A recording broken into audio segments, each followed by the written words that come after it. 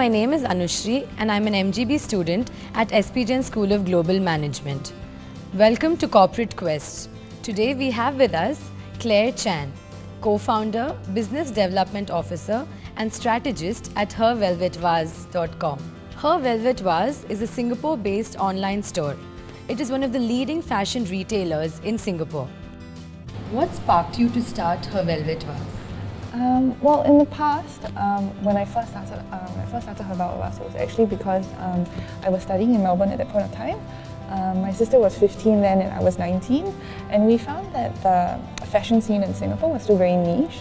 And at that point of time in Australia, it was more experimental and it was more adventurous, and we thought it would be interesting to see if we'd be able to offer our customers the opportunity to shop from the comforts of their own homes or have their parcels delivered right to their doorstep. Yeah, so that was what kind of sparked Her Velvet Vase.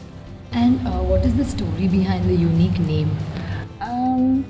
Well, it was actually quite interesting. So one of the reasons why we chose the word vase was because we wanted to be able to offer customers products with a very good cut and a very good fit, so that it'd be able to accentuate the curves and flatter the figure of a lady. Yeah. And how does it feel to own a business at such a young age? There are actually lots of emotions involved. So I think the first one right at the top is it's very humbling, because I've learned a lot. I've met a lot of people, and they've shared a lot of their experiences with me. At the same time, it's tough building a team from scratch when I've had no prior experience. So I feel very humbled. It's also very inspiring in the sense that when I see my team members grow, when I see them motivated, when I see them inspired, I'm always very happy that that Her Velvet Vase played a small role in that. So I'm very inspired by that. It's also very rewarding, in the sense that I think at the end of the day, even if, let's say, we go through failure, it's like a learning curve. But then at the same time, when there's success, it excites the team as well, and then we're excited to move forth. And it's also very limitless, in the sense that we create our own boundaries and then we recreate them again. So it's up to us to decide how far we want to go and what we want to do. So. And have you faced any challenges in your journey till now? Yes, I have. So the thing about, I think that the interesting thing about it, maybe I'll start from the beginning. So one of the first challenges I faced was we actually wanted to be the first online store to move to a .com from a live journal platform.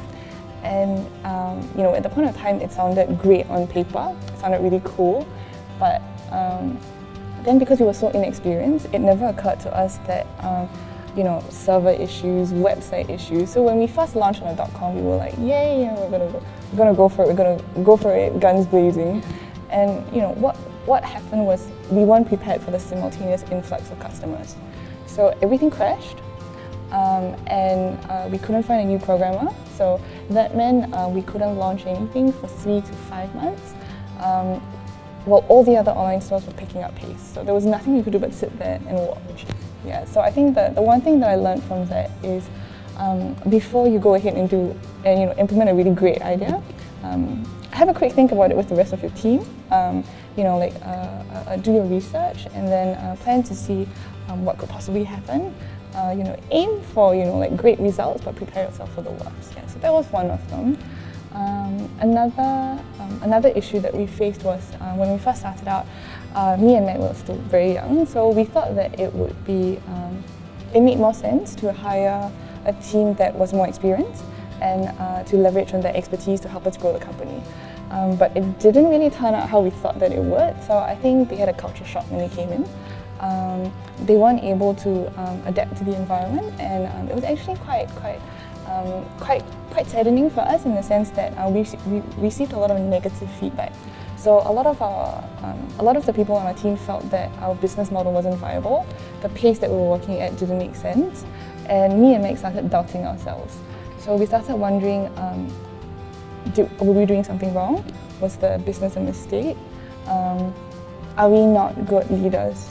And we decided to take a gamble. So what we did was we started hiring a team that was a lot younger and a lot more open to a more exciting, a more novel way of working, and we're quite lucky it paid off. So very happy with that. And I think we learned two things from it. So the first thing that we learned was that at the end of the day, a lot of criticism and a lot of feedback will be shared with us, even if that particular feedback isn't relevant at that point of time. It doesn't mean that it won't be relevant in future. So no matter what gets thrown at us, we always try to file it away, and then we never know when we might need to use it in future. And the second thing I learned is that a complaint comes in, yes, we'll have a quick think about it, see whether we can improve. We'll also try to hear out different suggestions and feedback. Sometimes sometimes it's not very positive. We can weigh a complaint, we can consider a suggestion, we can put ourselves in other people's shoes and listen to their thoughts and their ideas. But at the end of the day, never compromise your vision for someone else. Yeah. You've spoken about the lows. What about the highs? The highs. So one of the highs was when we went to New York. So I think quite a lot of people thought that it was a very intense move.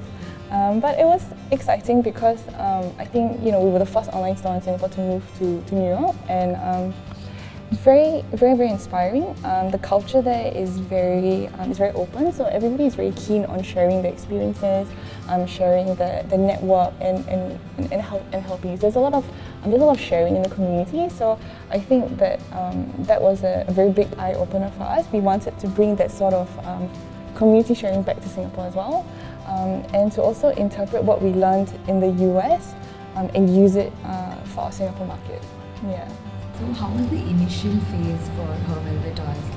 Like you said, there are many online stores already in Singapore. So how does Her Velvet Vase stand out compared to these other online stores? The market was still very new, so we had that first mover advantage, and we leveraged a lot on online communities and also on word of mouth. Since it's an online fashion store, according to you, what are the fundamental steps to attract the right kind of traffic to your website?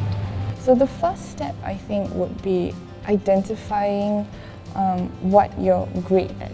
Second one, I think, after identifying what you're really good at, it's important that your customers can identify with you. So the most important thing is making sure that you're relatable, making sure that your customers understand your story and they feel that they can relate to it, they can connect with you on it, and I think then that would be the second step. And the third step, I think, is the most important bit. It's the entire customer journey. So as long as we target every single aspect of the customer's journey, so say for example, pre-sales during the purchase and then post-sales, then that really ensures that the customer has a very personal experience on your website and is able to really understand how the brand cares for them and how the brand gives them the assurance that even though you may have finished a purchase with us, that we still care about after-sales service, we care about connecting with them on a more personal level. Yeah. So where do you see yourself and Her Velvet Vase 3 years from now? 3 years from now. Well, I'll split it into three portions. So the first portion, I think, for us, our vision and mission has constantly been changing. So even though when we first started out, it was because I wanted to offer convenience to our customers, I wanted to offer fashion individuality. But I think since then, it has the business and brand has grown up with both me and Meg and also our team. And it's quite interesting because the other day, when we first moved to the US, we actually had this very frank conversation with the new team there, and we wanted to identify a tone internally for all our messages, for the culture in the office, and we established. It started off as an inside joke, so it started off as HVV would be 3H. So the 3H's were the first one is human, because we were terrified. So we were terrified, we were very vulnerable, and we were afraid. And that's what makes us human. And then the next thing was that we're very humble.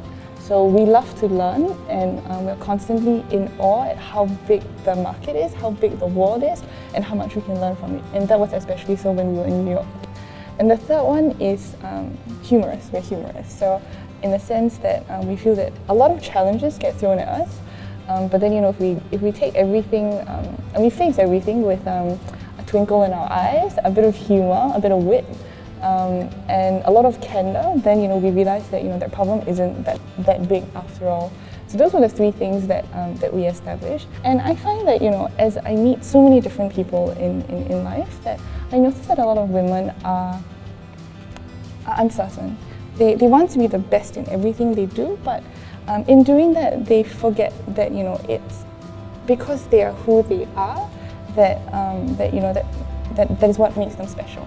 That is what makes them an individual, and that they should be proud of it. And that was why we eventually decided that Her Velvet Vase wouldn't just support women. We want to celebrate the different roles. We want to be there for every single milestone, every time that they move from maybe like a daughter and to a mom, or like from a girlfriend to a wife and then to a mom. So we always want to be there for every single milestone of the way. So I'm really hoping that in that context, we'll be able to continue sharing that message. We'll be able to make it stronger. We'll be able to get it out to more people. It's a long journey, and I hope that no matter how short or how long our team is with us, that we'll be able to help them learn something. It could be an expertise, an experience, or maybe even a life lesson. So that's the second thing. And the third thing, I think, from a more work development point of view, we recently expanded to New York. So I'm hoping that that won't be the last stop. I'm hoping that that we can continue exploring newer markets. Yeah. Would you like to share advice for students of our college who want to become future entrepreneurs or open their own online boutique like how you have? Well, yeah. So the first thing I think is that I find that I always look to that one place is to always keep things simple. So the thing about opening an online store, even being an entrepreneur, starting up your own company, a lot of the times there are a lot of things on your plate. So you have to handle your team, you have to handle the business, you have to handle your accounts, you have to make sure that your customers are happy, and then amidst all of that chaos, you have to maintain your sanity. So the thing about it, I find that is very important. It's that always remember why you started out your company, why you're in this, why you wake up every day for this, and to just remember to get back to that simple line all the time to keep yourself focused. Yeah. That is great. Thank you, Claire, for the informative insights. Thank you. For our audience, you can check out the entire collection at hervelvetvase.com. Also check out their Facebook, Twitter, Instagram and Pinterest handles with the name Her Velvet Vase. Also, don't dream it, wear it.